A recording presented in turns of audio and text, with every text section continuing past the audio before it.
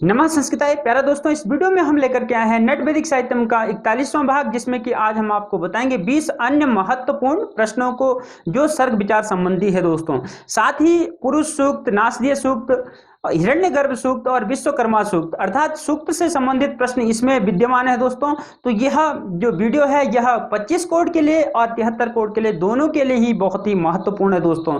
तो प्यारे दोस्तों, इससे पूर्व भी हम आपको 20 प्रश्न बता चुके हैं सर्ग विचार संबंधी, पुरुष सूक्त से, नासदीय सूक्त से, हिरण्यगर्भ सूक्त से और विश्वकर्मा सूक्त से दोस्तों, जो कि परीक्षा की दृष्टि से बहुत ही महत्वपूर्ण थे। 20 प्रश्नों को आज हम बताने जा रहे हैं। तो लगभग 40 प्रश्न होंगे दोस्तों, जो कि परीक्षा की दृष्टि से बहुत महत्वपूर्ण है। और जो आपके इनसे संबंधित जो 3-4 प्रश्न आने वाले हैं, उनमें यदि आप इनकी तैयारी कर लेते हैं दोस्तों, तो अच्छे से आपके उनमें फुल मार्क्स आ सकते हैं। तो चलिए दोस्तों, प्रारंभ करते हैं आज की इस वीडियो को।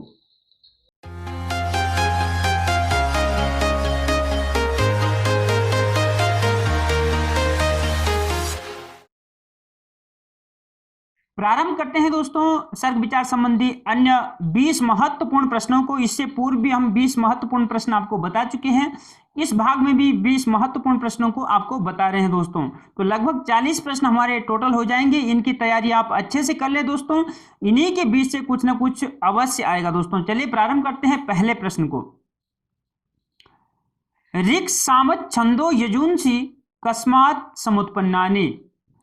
तो ऋग्वेद, सामवेद, अथर्ववेद और यजुर्वेद ये किससे उत्पन्न हुए हैं? यज्ञ विशेषात, देवता विशेषात, पुरुष विशेषात या ब्रह्मण।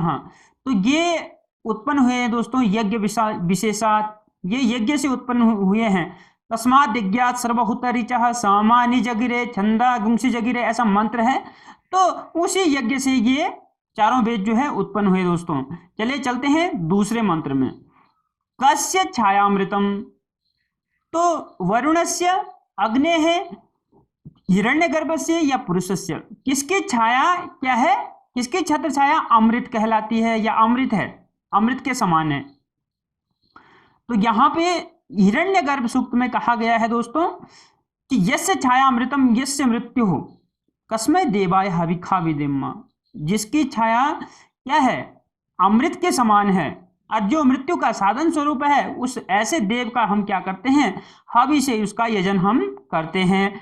तो यहां पर ये हिरण्यगर्भ सूक्त का है। तो हिरण्यगर्भ की छाया जो है अमृत के समान होती है, ऐसा उसमें कहा गया है।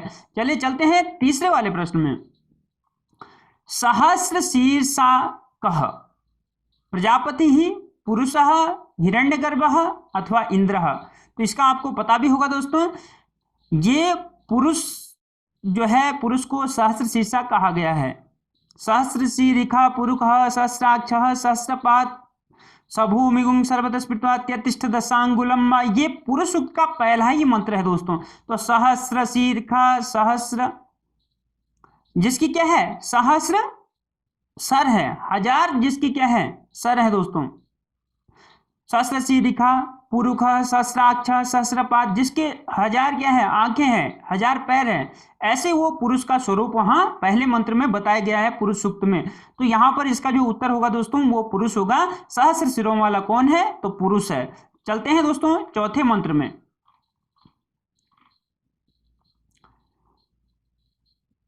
कस्मिन् सूक्ते प्रलयावस्था निरूपिता अस्ति।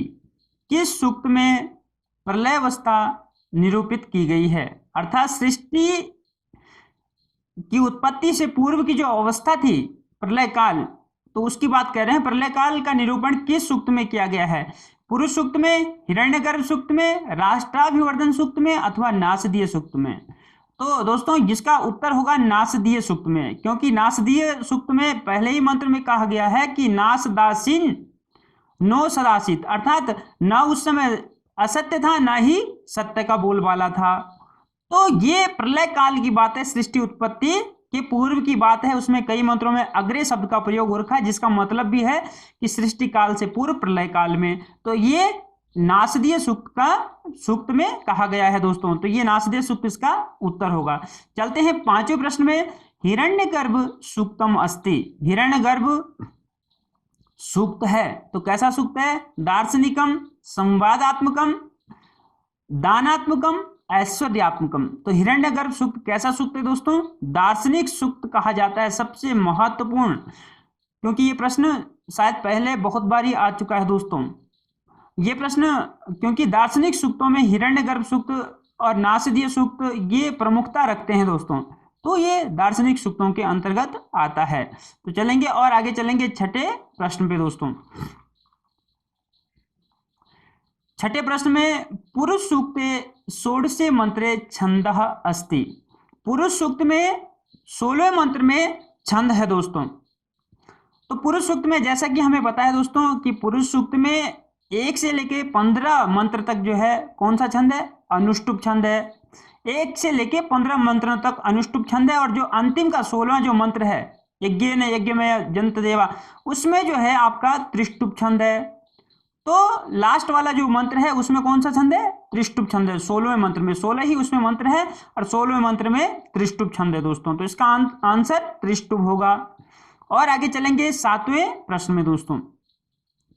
नासदासीनो सदासीत तदानीम इति मंत्रो विद्यते। यह मंत्र है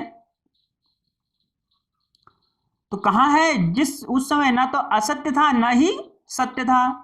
तो यह मंत्र है दोस्तों आपका नासदीय सूक्त में, इसीलिए इसका नाम भी नासदीय सूक्त पड़ा है। तो जो असत से संबद्ध जिसका नहीं था, जो असत से संबद्ध नहीं था, वो नासदीय कहलाता है। हमने पहले भी आपको बताया दोस्तों, नासदीय सूक्त जब हमने पढ़ाया सर्ग विचार संबंधी, उस समय हमने आपको बताया था। तो अग्नि सूक्त इसका नहीं है, इंद्र सूक्त नहीं है, ये नासदीय सूक्त का पहला ही मंत्र है दोस्तों। तो ये नासदीय सूक्त इसका आंसर होगा। तो पृथ्वी सूक्त भी नहीं होगा। तो चलेंगे और आगे 8वें प्रश्न में दोस्तों। य इमा विश्वान भुवनानि जुह्वत मंत्रान सोयम विद्यते। य इमा विश्वा भुवनानि जुह्वत। तो वरुण सूक्ते, अग्नि सूक्ते, विश्वकर्मा सूक्ते, वाक सूक्ते। तो प्यारा दोस्तों, ऐसे प्रश्नों का उत्तर तभी दिया जा सकता है यदि हम प्रॉपरली इन सूक्तों को पढ़ते हैं, नहीं तो कभी तुक्का मार के ही सही जाएगा। यदि हमने अच्छे से पढ़ा है तो ही ये मंत्र सही जा सकते हैं, और यदि हमें मंत्रों का अर्थ भी आता है। जिन्होंने सबसे पहले क्या किया था? विश्वा भुवनानि जुह्वत, इस विश्व के सारे भुवन को, सभी लोगों को क्या कर दिया था? हवन कर दिया था, सबका अंत कर दिया था अर्थात। तो वो कौन है? वो विश्वकर्मा देव है। तो यहां पर विश्वकर्मा सूक्त में आया है दोस्तों, पहला ही मंत्र है। विश्वकर्मा सूक्त का ये पहला ही मंत्र है दोस्तों। तो इसका आंसर विश्वकर्मा सूक्त होगा। उसके बाद चलते हैं 9वें में। विश्वकर्मा सूक्त भी सृष्टि उत्पत्ति विषयक विचार प्रस्तुत करता है दोस्तों। कई सारे विचार उसमें सृष्टि उत्पत्ति विषयक है, इसलिए हमने इसको भी यहां जोड़ा है। चलते हैं 9वें प्रश्न में। कस्मै देवाय हविखा विधेम इति पठ्यते। कस्मै देवाय हविखा विधेम, यहां कस्मै का अर्थ हमने आपको पहले भी बताया था। कस्मै देवाय हविखा, वो जो भी देव है उसको हम जो है हवि से उसका आयोजन करते हैं, लेकिन यहाँ क नाम के प्रजापति देव हैं, तो उसके हम जो है हवि से, उसके अच्छे प्रकार से, अच्छे रीति से उसके हम क्या करते हैं? अर्चना करते हैं। यह पढ़ा जाता है। यह कहाँ पढ़ा जाता है? अग्नि सूक्त में, वरुण सूक्त में, विश्वकर्मा सूक्त में, या हिरण्यगर्भ सूक्त में? तो प्यारे दोस्तों, जो इसका उत्तर है वो है हिरण्यगर्भ सूक्त। हिरण्यगर्भ सूक्त में एक पहले मंत्र से लेकर के 9वें मंत्र तक आपका कस्मै देवाय हविखा विधेम ये लगातार है दोस्तों, ये ध्यान रखना। ये किसमें है? हिरण्यगर्भ सूक्त में। तो ये इसका आंसर जो होगा हिरण्यगर्भ सूक्त होगा। और आगे चलते हैं दोस्तों, 10वें प्रश्न में चलते हैं। पुरुष सूक्ते यज्ञ आज्यम आसीत। पुरुष सूक्त में यज्ञ में घी था। कौन था? तो ग्रीष्म ऋतु थी, वसंत ऋतु थी, या वर्षा ऋतु थी, या शरद ऋतु थी दोस्तों। तो कौन सी ऋतु, उसमें घी का काम किस ऋतु ने किया? तो हमने पुरुष सूक्त में जो छठा मंत्र है दोस्तों, यत् पुरुषेण हविखा देवा यज्ञमतन्वत वसंतो स्यासी दाज्यम ग्रीक मैदमः शरद्धभिः। वसंतो स्यासी अस्य आसीत आज्यम। वसंत ऋतु जो है, जब देवों ने जो यज्ञ किया था, जो विराट यज्ञ हुआ, तो उससे क्या है? उसमें वसंत ऋतु ने घी का काम किया था। तो आंसर होगा वसंत ऋतु।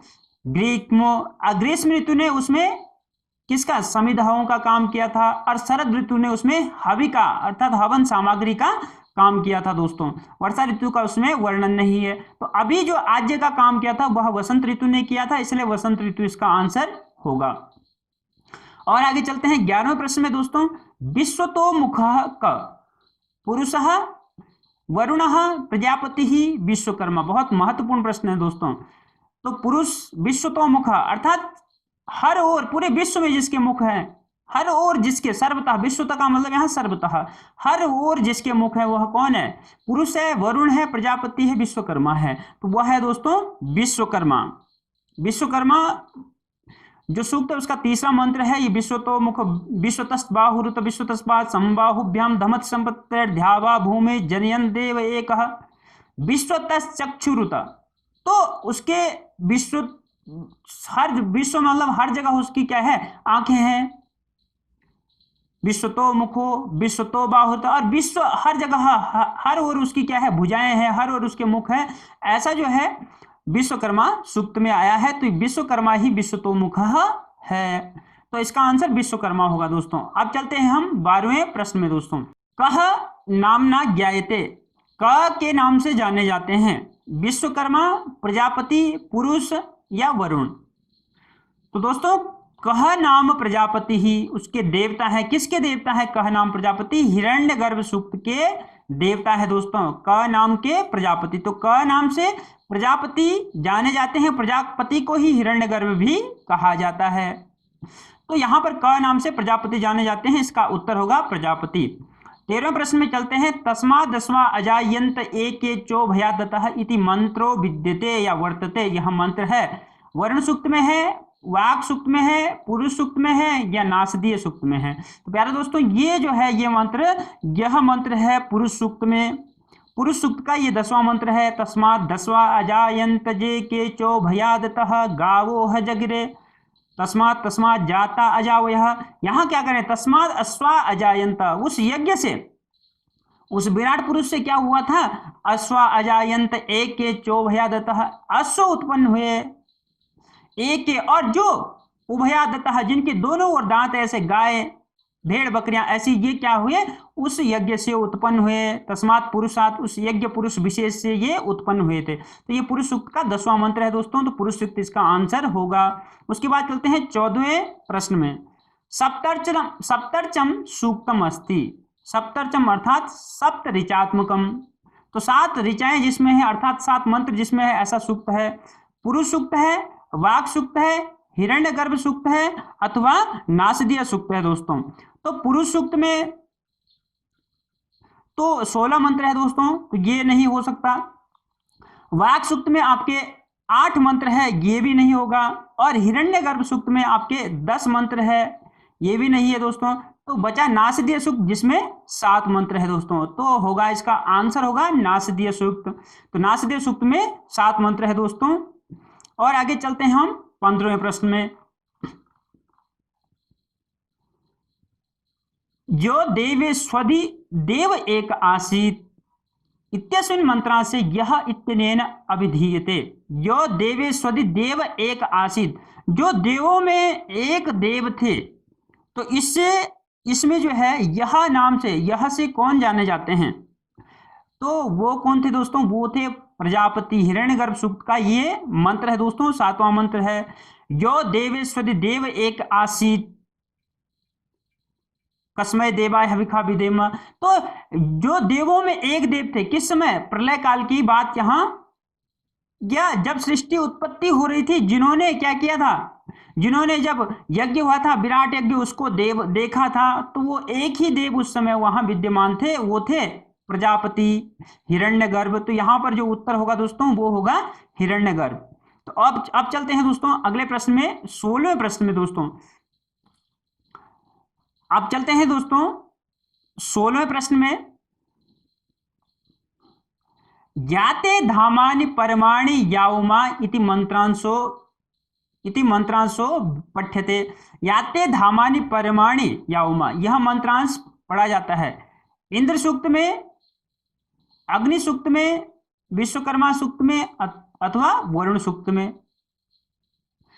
तो ये जो मंत्र है दोस्तों, याते धामानि परमाणि ज्ञाओ, यह पढ़ा जाता है विश्वकर्मा सूक्त में दोस्तों। विश्वकर्मा सूक्त का ये 5वां मंत्र है, याते धामानि परमाणि ज्ञाओमा या मध्यमा विश्वकर्मन्नुतेमा। यह पूरा मंत्र है, एक मंत्र का एक पाद, एक चरण है। तो ये पहला ही दोस्तों 5वां मंत्र है किसका, विश्वकर्मा सूक्त का। जो उसके परम धाम है, परम जो शरीर है, तो वो 3 प्रकार के शरीरों को बताए थे। कौन कौन से, एक परम शरीर जो देव शरीर जिसको कहते हैं देव इत्यादि देवता, और अवमा शरीर जो साधारण शरीर होते हैं कीट कर्कट आदि, और दूसरा था मध्यम शरीर जो मनुष्य का शरीर है। तो इन 3 शरीरों की बात वहां की थी, तो वो विश्वकर्मा सूक्त है। इनका निर्माण भी विश्वकर्मा जी ने किया था। और आगे हम चलते हैं दोस्तों 17वें प्रश्न में। तो 17वें प्रश्न में चलते हैं। नाभ्या आसी दंतरिक्षम शीष्णो द्योः समवर्तता इति मंत्रो विद्यते। यह मंत्र पढ़ा जाता है, या यह मंत्र है कहाँ है, अग्नि सूक्त में है, पुरुष सूक्त में है, नासदीय सूक्त में है, या वाक सूक्त में है। आपको पता ही होगा दोस्तों, यह जो मंत्र है यह हमारा किसमें है, पुरुष सूक्त में है दोस्तों। पुरुष सूक्त का 14वां ये मंत्र है। नाभ्या आसी दंतरिक्षम शीष्णोर्द्योः समवर्तत पद्म्यां भूमृत्सह। तो इसमें कहा गया था नाभ्या आसीद अंतरिक्षम शीष्णोर्द्योः, जिसकी नाभि से अंतरिक्ष की उत्पत्ति हुई और सर से द्यौ की उत्पत्ति हुई, ऐसे वो पुरुष सूक्त का 14वां मंत्र है दोस्तों। तो चलते हैं अभी 18वें प्रश्न में दोस्तों। हिरण्यगर्भ सूक्त से छंदः अस्ति। हिरण्यगर्भ सूक्त का छंद क्या है, अनुष्टुभ है, जगति है, त्रिष्टुभ है, या बृहति है। तो अनुष्टुभ में हमें पता है दोस्तों कि 32 अक्षर होते हैं।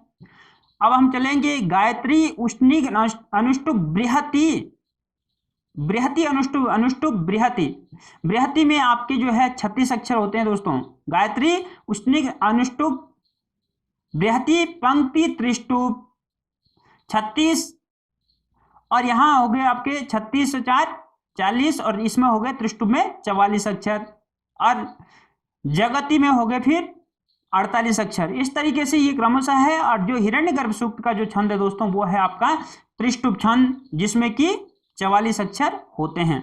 तो क्रमशः हमने छंदों की भी वीडियो बनाई है दोस्तों, जिसमें हमने क्रमशः जो सिलेबस में जो छंद है उनके बारे में हमने अच्छे से बताया है। गायत्री, उष्णिक, अनुष्टुभ, बृहति, पंक्ति, त्रिष्टुभ। तो बृहति जो है 36 का है, और पंक्ति 40 का है, और त्रिष्टुभ 44 मात्राओं का, 44 अक्षरों का होता है दोस्तों। तो इस तरीके से इसका जो उत्तर होगा वो होगा त्रिष्टुभ। और आगे चलते हैं 19वें प्रश्न में दोस्तों। तस्मात् धान्यान्न परः किंचनासा इति मंत्रांशो वर्तते है। यह मंत्र कहाँ है दोस्तों, तो यह मंत्र आपका नासदीय सूक्त में है। नासदीय सूक्त में कहा गया है उससे अन्य कोई है ही नहीं, उस देव से अन्य कोई भी नहीं है, उससे परे कोई भी देव नहीं है। वह एकात्म स्वरूप है, किसी देव का नाम नहीं है जिसमें, वो है नासदीय सूक्त, जो एकता का प्रतिपादन करता है, एकता का प्रतीक है। दार्शनिक सूक्त है नासदीय सूक्त, तो उसमें ये मंत्र है, उसी का ये अंश है दोस्तों। अब चलते हैं हम लास्ट प्रश्न में।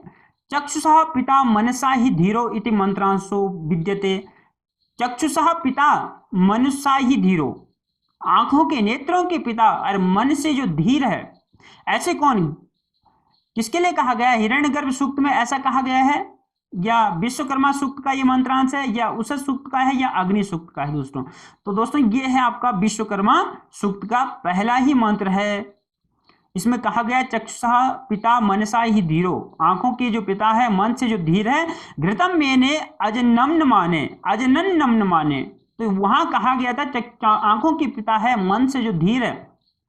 इन्होंने सबसे पहले घृतम मेने, इन्होंने सबसे पहले क्या किया था, जल की रचना की थी। उसके बाद क्या, अंतरिक्ष, आकाश इत्यादि जो जल में चलायमान है उनकी रचना की थी। ऐसे पहले ही मंत्र विश्वकर्मा के पहले ही मंत्र में कहा गया है दोस्तों, अर्थात विश्वकर्मा सूक्त के। तो ये 20 प्रश्न जो दोस्तों हमने आपको बताया बहुत ही महत्वपूर्ण है और इनको हम सरलता से नहीं कर पाएंगे दोस्तों जब तक हमने इन सूक्तों को अच्छे ढंग से नहीं पढ़ा, इनका अर्थ नहीं समझा, तो तब तक हम इनको अच्छे प्रकार से कर नहीं सकते हैं। तो प्यारे दोस्तों, ये 40 प्रश्न अर्थात 20 प्रश्न कल वाली वीडियो में, 20 प्रश्न आज वाली वीडियो में हमने आपको बताया, जो कि परीक्षा की दृष्टि से बहुत ही महत्वपूर्ण है दोस्तों। यदि आप इनकी तैयारी अच्छे से कर लेते हैं तो ये पक्का है कि आपके 2-3 प्रश्न जो आते हैं इनसे संबंधित, उनमें आपके फुल मार्क्स आएंगे दोस्तों। चलिए दोस्तों, यहीं पे आज की वीडियो को विराम करते हैं। मिलते हैं दूसरी वीडियो में दूसरे भाग के साथ। तब तक के लिए नमस्कार, धन्यवाद।